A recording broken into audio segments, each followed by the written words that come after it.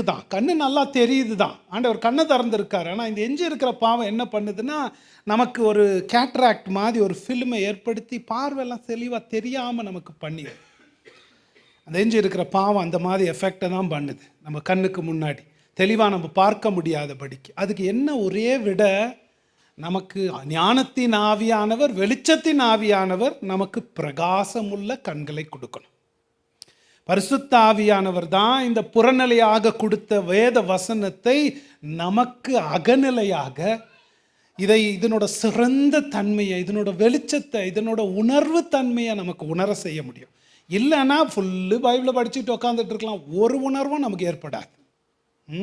நல்லா இப்போ ப்ரொஃபஸர்ஸ் எல்லாம் இருக்கிறாங்க, எவ்வளோ படிச்சிருப்பாங்க பைபிள்லாம், ஆனால் வாழ்க்கையில் ஒரு மாற்றமும் ஒரு உணர்வும் அவங்களுக்கு இருக்காது. ஏன்? பரிசுத்த ஆவியினுடைய பிரகாசிப்புதல் நடக்கலை அவங்களுக்கு, இல்லைங்களா? அதுக்காகத்தான் நம்ம ஜெபம் பண்ணணும்.